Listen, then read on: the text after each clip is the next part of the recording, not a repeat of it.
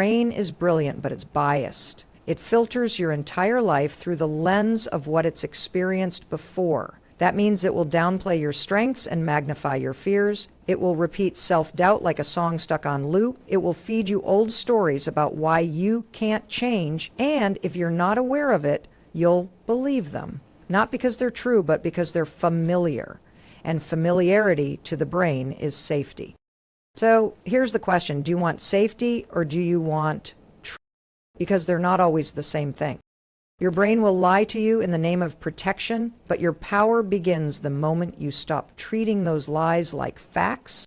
That's where the rewiring starts. Let's talk about the second layer of this, how these invisible stories, the ones wired into your brain, shape the way you see the world, the way you see other people, and most importantly, the way you see yourself. Because once you understand this, everything starts to shift. You stop asking, what's wrong with me, and start asking, who taught me to think this way? You begin to realize that the limits in your life aren't always real. Sometimes they're just inherited thoughts playing out like a script you didn't even write.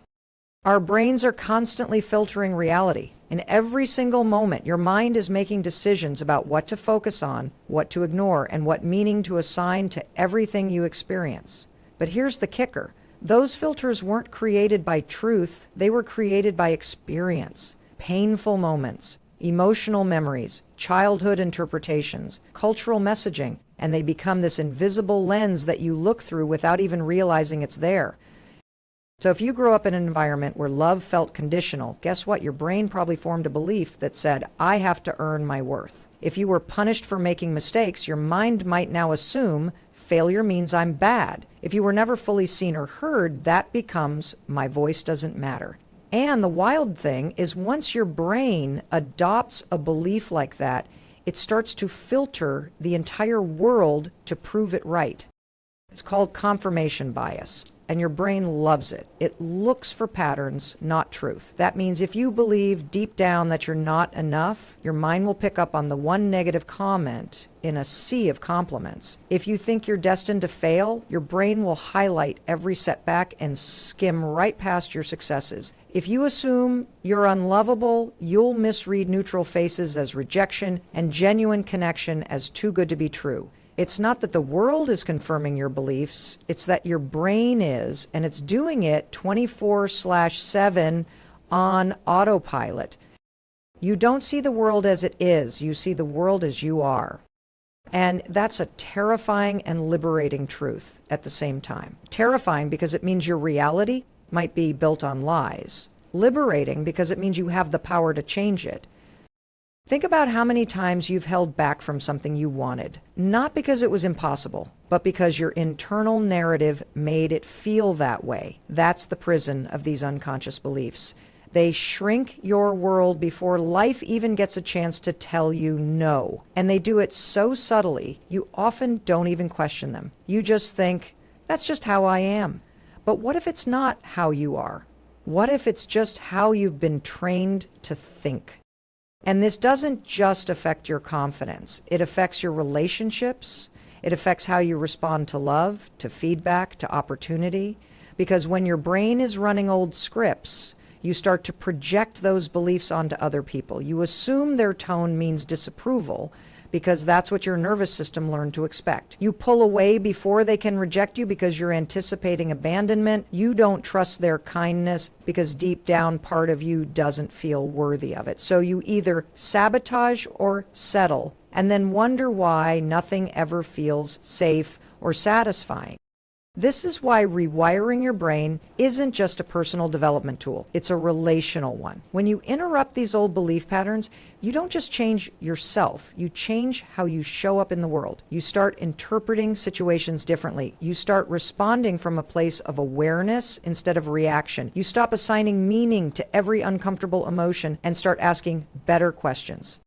You go from, why do I always feel anxious around people, to what belief is this anxiety trying to protect?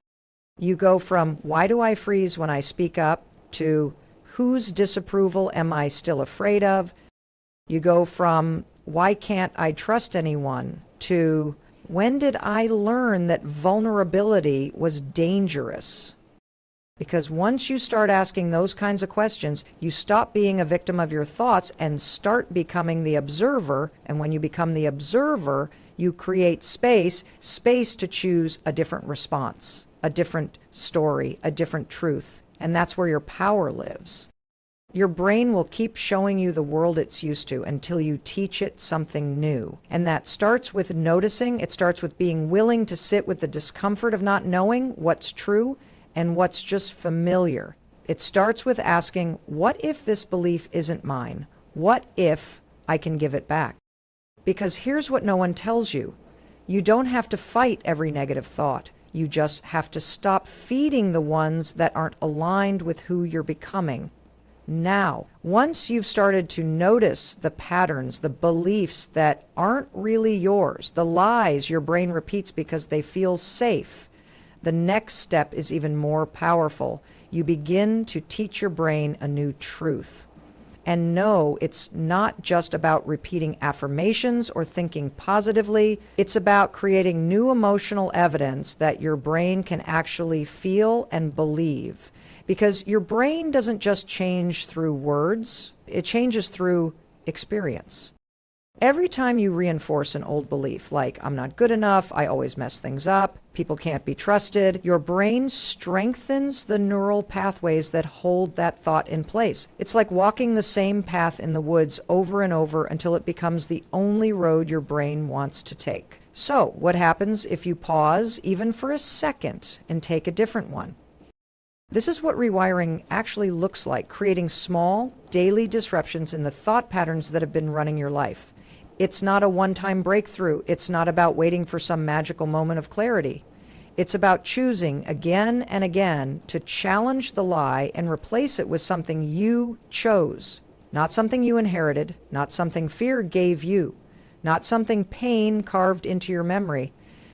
That means if your brain tells you, don't speak up, you'll embarrass yourself, you pause and say, I've been silent long enough. Then you speak, even if your voice shakes. It's a new road. If your brain tells you they'll leave if you show who you really are, you stay soft, you stay open, you stay honest, even if it terrifies you. That's a new road. If your brain tells you you don't deserve to rest, you haven't earned it, you sit down, you breathe, you rest anyway. That's a new road. These moments might feel small, but to your nervous system, they're revolutionary because each one becomes a signal to your brain, hey, we're not surviving anymore, we're learning how to live. Neuroplasticity, your brain's ability to change, is not a myth, but it doesn't happen by force. It happens by repetition, safety, and consistency. That's why willpower alone isn't enough. You need to create emotional safety around the new belief. If you tell yourself, I am worthy, but your body still feels unsafe whenever you try to rest or receive love, your brain isn't going to believe you. So you have to embody the new truth. You have to live it. And yes, sometimes that means moving slowly. Sometimes it means feeling ridiculous when you interrupt that shame spiral and remind yourself, I'm allowed to be here. Sometimes it means crying through the process because the old belief felt so real for so long that letting it go feels like grief. But this is what healing actually looks like. Not fixing yourself, but reclaiming yourself. Reclaiming the parts of you that had to shrink to survive. The parts that got buried under fear and rejection. The parts that were never broken, just misunderstood. Your brain responds to repetition, not perfection. So if you show up every day with a little bit more truth, a little bit more intention, a little bit more compassion, your brain will start to adapt. It will start to get curious about possibility instead of obsessed with protection. And eventually, those new beliefs, the ones rooted in love, strength, peace, power, they won't just feel like ideas, they'll feel like home. And when that happens, something shifts inside you. You stop reacting out of fear and start responding out of clarity. You stop waiting to be chosen and start choosing yourself. You stop trying to earn your worth and start living from the deep knowing that it was never up for debate in the first place. And here's the part no one talks about. When you rewire your brain, you don't just change your life, you change the lives of everyone around you. Because now you're modeling a different way to exist. You're showing others what it looks like to break generational patterns, to stand in truth, to move with grace, to love without armor. You become a mirror for what's possible, not because you're perfect, but because you're present, because you're willing to be real, because you're showing up even when it's hard. And the people who used to trigger you, you start to see them with compassion instead of defensiveness, because you realize they're just running their own unconscious patterns too. The opportunities you used to talk yourself out of, you start walking toward them, because the voice in your head is no longer the voice of your fear. And the version of you that felt like a distant fantasy, you become her. Not all at once, but moment by moment, breath by breath, decision by decision. Because rewiring your brain isn't about becoming someone else. It's about coming home to who you've always been, underneath the noise, underneath the programming, underneath the lies your brain used to believe. And when you finally taste that version of yourself, the one rooted in truth, the one unshaken by doubt, the one who leads with calm power, you'll know it was never about fixing the brain that lied to you. It was about teaching it how to tell the truth. And here's the most important truth in all of this. Change doesn't stick unless your nervous system feels safe enough to let it. You can read every book, listen to every podcast, watch all the motivational speeches, but if your body is still operating in survival mode, your brain will default back to old wiring every time. Not because you're lazy, not because you don't want it enough, but because your brain's number one job is to protect you, not evolve you. And protection always feels safer than transformation, especially when the past has taught you that safety only comes through control, self-sacrifice, or staying small. This is where emotional regulation becomes everything. Rewiring your brain isn't just a mental practice, it's deeply physical. It's the way your heart races when you speak a boundary. It's the tightness in your chest when you try to rest for the first time without guilt. It's the shaking in your hands when you finally tell the truth after a lifetime of silencing yourself to keep the peace. Your brain remembers pain, but your body holds it. So if your brain is lying to you, telling you you're not ready, not enough, too broken, too late, your job isn't to yell back at it or shame yourself into action. Your job is to soothe the system, to create an internal environment where truth can actually land. That means learning how to sit with discomfort without running. It means breathing through fear without letting it make the decisions.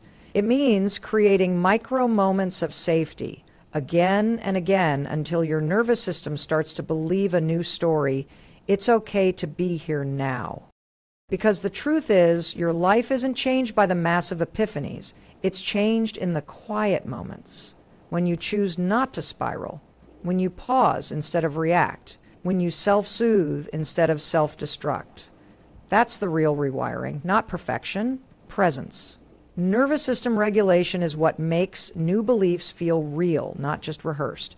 And you do that by building safety into the experience of showing up as your future self. It's not glamorous, and it won't go viral. It's you, alone in your room, noticing your heart racing because you just told someone how you really feel, and instead of spiraling into shame or regret, you put your hand on your chest and say, "It's okay, we're safe now." It's you, lying in bed, mind racing with everything you should be doing.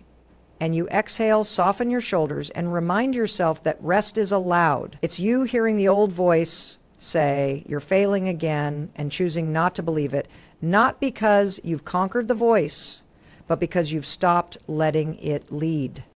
This is nervous system healing in real time, and it's slow, but it's powerful. And something incredible happens when you give yourself this kind of safety. Your creativity comes back.